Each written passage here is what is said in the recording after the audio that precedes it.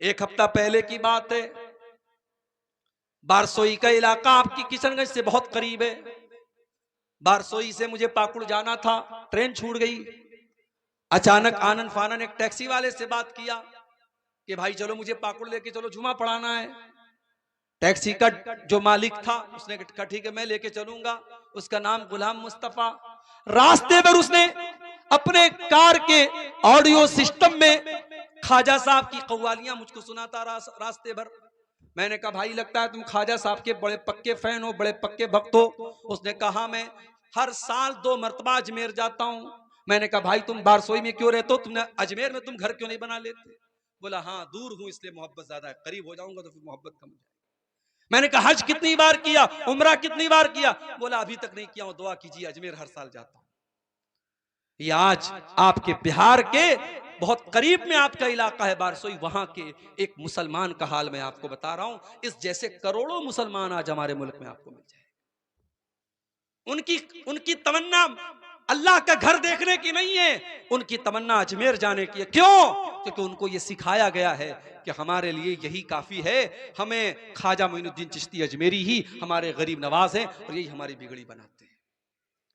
मेरे प्यारे साथियों, ये शिर्क है और शिर्क इतना खतरनाक गुनाह है। अल्लाह कुरान में 18 नबियों का तज़किरा फरमाता है और 18 नबियों का जिक्र करके फरमाता है वलौ अशरकू लहबिता अन्हुम मा कानू यअमलून। हमारे 18 नबी भी अगर शिर्क कर देते तो उनकी भी नेकियां बर्बाद हो जाती, उनके भी अमल बर्बाद हो जाते। अल्लाह सूरह ज़ुमर में अपने नबी से फरमाता है वलक़द ऊहिया इलैका व इलल्लज़ीना मिन क़ब्लिका लइन अशरकत लयहबतन्न अमलुक वलतकूनन्न मिनल खासिरीन। ऐ नबी अगर आपने भी शिर्क कर दिया तो आप भी बर्बाद हो जाएंगे और आपकी नेकियां भी बर्बाद हो जाएंगी।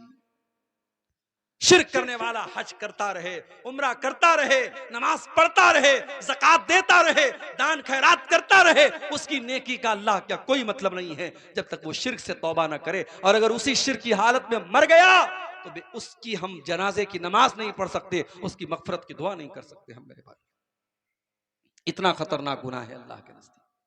तो ये पहली चीज है जो हमें जहन्नम में लेके जाती है। और यहां एक बात और नोट कर लीजिए, अभी रबीउल अव्वल का महीना गुजरा, हमारे बहुत सारे भाइयों ने नारा लगाया सरकार का दामन पकड़ लेंगे, सरकार की आमद मरहबा, सरकार का दामन पकड़ लेंगे। कयामत के दिन अल्लाह के नबी का दामन भी किसी मुशरिक को नसीब नहीं होगा। अल्लाह के नबी कयामत के दिन अपनी उम्मत की सिफात करेंगे, अपनी उम्मत की सिफारिश करेंगे, मगर कान खोल करके सुन लो, किसी मुशरिक के लिए अल्लाह के रसूल से सिफारिश नहीं करेंगे। हजरत अबू हुरैरा ने पूछा अल्लाह के नबी से, अय अल्लाह के रसूल मन असादुन्नास बि शफाअतिका यौमल क़ियामा, क़यामत के दिन वो कौन सा खुश नसीब होगा जिसकी आप शफाअत फरमाएंगे? अल्लाह के नबी ने फरमाया अय अबू हुरैरा मुझे यकीन था ये सवाल सबसे पहले तुम ही करोगे। लिमा रअयतु मिन हिर्सिका अलल हदीस, क्योंकि मैं देखता हूं कि तुम मेरी हदीसों को सीखने के बड़े हरीस हो, तुम्हारे अंदर अल्लाह के रसूल की हदीसों को सीखने की तड़प है। आज इस पर भी हमें गौर करने की जरूरत है। हम अहले हदीस हैं अल्हम्दुलिल्लाह, मगर ये तड़प हमारे अंदर है कि नहीं? अल्लाह के रसूल की हदीसों को सीखने की तड़प है कि नहीं? अभी एक साहब ने बताया, मौली साहब हमारे यहाँ कफन के कपड़े में बड़ा मसला होता है। औरत का कफन है तो 5 कपड़े, मर्द का कफन हो तो 3 कपड़े। दलील क्या है? दलील यह है कि होता चला आया। अल्लामा अलबानी रहमतुल्लाह अलैह की बड़ी मशहूर किताब है अहकामुल जनाइज, उन्होंने लिखा है कोई दलील मौजूद नहीं है कि औरत के कफन में 5 कपड़े। हदीसों में जहां भी कफन का जिक्र है 3 चादर का जिक्र है, जिसमें कोई कमीज नहीं होती थी। अल्लाह के रसूल के कफन में भी 3 कपड़े, आपकी बेटियों के कफन में भी 3 कपड़े, इसलिए औरत के कफन में भी 3 ही कपड़े होने चाहिए। अल्लामा अलबानी ने यही फतवा लिखा है और यही दलील के एतबार से मजबूत बात। हमारे यहाँ बहुत सारे मसले हैं, कई जगहों पर बंगाल और झारखंड में 2 अजान हो रही है जुमा के दिन। अहले हदीस की मस्जिद है, जुमा के दिन 2 अजान हो रही है। मैंने पूछा भाई ये 2 अजान क्यों हो रही है? कहा वो पुराने उलमा का फतवा रहा है और उसी पर अमल चला रहा है। अगर पुराने उलमा के फतवे पर चलने का नाम अहले हदीसियत है तो मेरे भाई फिर हमारे हनफी भाई कौन सा गलत काम करते हैं? वो तो हमसे भी पुराने उलमा के फतवे पर चलते हैं, इमाम अबू हनीफा के फतवे पर चलते हैं। अहले हदीस वो है जो हदीस को के आने के बाद और हदीस को सुनने के बाद अपना सर झुका दे। अल्लाह ने कुरान में मोमिन की निशानी बताई है, इन्नमा काना कौलल मुमिनीना इज़ा दुऊ इलल्लाहि व रसूलिही लियहकुम बैनहुम अन यक़ूलू समिअना व अताना। मोमिन का काम तो ये है, जब अल्लाह का फैसला आ जाए, जब रसूल का फैसला आ जाए, तो मोमिन की जुबान से बस एक ही जुमला निकलना चाहिए, हमने सुन लिया और मान लिया। भाई आमीन जोर से बोलना कौन से कमाल की बात है? सीने पर हाथ बांधना कौन से कमाल की बात है? रफा यदैन करना कौन से कमाल की बात है? कमाल की बात यह है कि अल्लाह के रसूल की हदीसों से हमें मोहब्बत हो जाए, अल्लाह के रसूल की हदीस से हमारा ओढ़ना बिछौना हो जाए। अल्लाह के नबी ने कहा, अबू हुरैरा मुझे यकीन था ये सवाल तुम ही करोगे, क्योंकि तुम्हारे अंदर हदीस को सीखने की तड़प मौजूद है। अय अबू हुरैरा, असादुन्नासी बिशफाती यौमल क़ियामा, क़यामत के दिन वो खुश नसीब इंसान जिसकी मैं शफाअत करूंगा वो कौन होगा? मन क़ाला ला इलाहा इल्लल्लाहु ख़ालिसन मिन क़िबल नफ्सिही, जो दिल से ला इलाहा इल्लल्लाह पढ़ेगा, जो तौहीद पर कायम रहेगा, जो तौहीद पर जिंदा रहेगा और तौहीद पर उसका खात्मा होगा, मैं उसकी शफाअत करूंगा, मैं किसी मुशरिक की शफाअत नहीं करूंगा। तो शिर्क करने वाला कान खोल करके सुन ले, सरकार का दामन उसे नसीब होने वाला नहीं। और आगे बढ़िए, जहन्नम में लेकर के जाने वाला दूसरा अमल कुफ्र करना।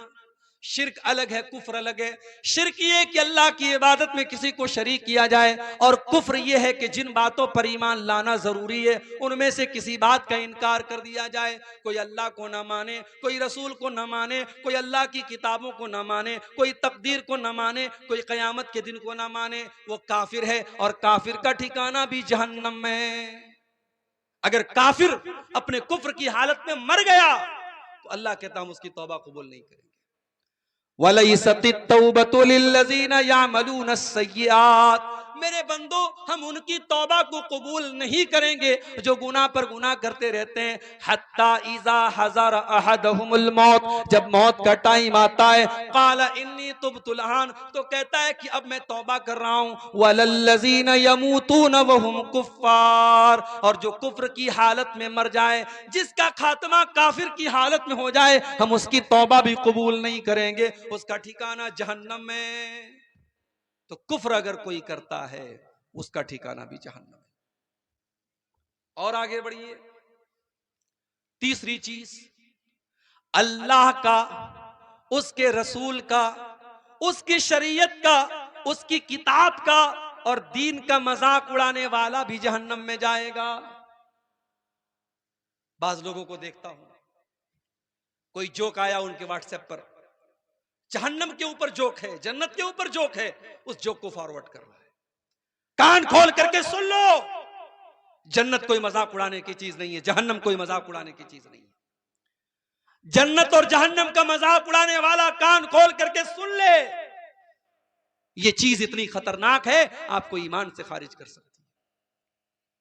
नबी के दौर में कुछ मुनाफिक लोग थे, उन्होंने मजाक उड़ाया अल्लाह का, मजाक उड़ाया रसूल का। अल्लाह ने फरमाया, कुल अबिल्लाहि व आयातिही व रसूलिही कुंतुम तस्तहज़िऊन, ऐ नबी आप फरमा दीजिए, क्या तुम अल्लाह का मजाक उड़ाते हो? क्या तुम अल्लाह की आयतों का मजाक उड़ाते हो? क्या तुम अल्लाह के रसूल का मजाक उड़ाते हो? ला तातज़िरू कद कफरतुम बादा ईमानिकुम, खबरदार अपने मजाक उड़ाने का कोई बहाना पेश न करो, कोई उज्र पेश न करो। तुमने जब अल्लाह का मजाक उड़ाया, तुमने नबी का मजाक उड़ाया, तुमने अल्लाह की आयतों का मजाक उड़ाया, तो तुम काफिर हो गए, काफिर हो गए, तुम ईमान से निकल गए। मेरे प्यारे साथियों, अल्लाह और उसके नबी का मजाक उड़ाना यह भी इंसान को जहन्नम में लेके जाता है।